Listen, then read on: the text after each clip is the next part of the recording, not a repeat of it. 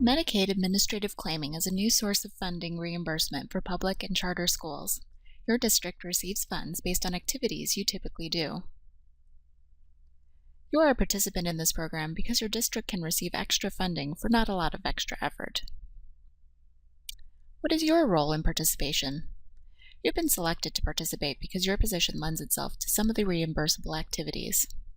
Many health-related services can be reimbursable. These do not need to be related to physical health. These could include speech therapy, physical therapy, counseling, and mental health services.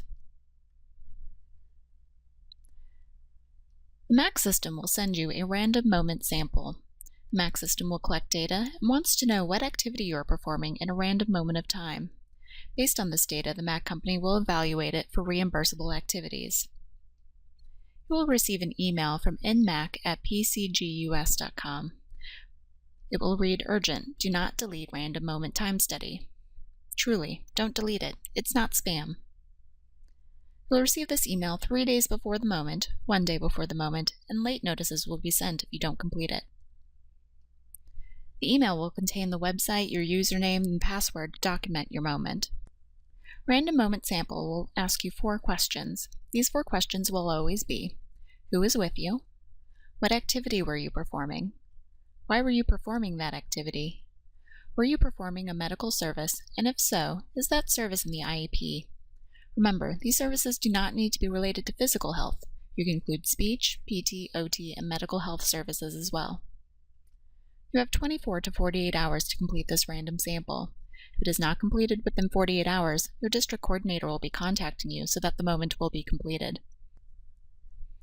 You can expect a random moment sample to take at the very most 10 minutes.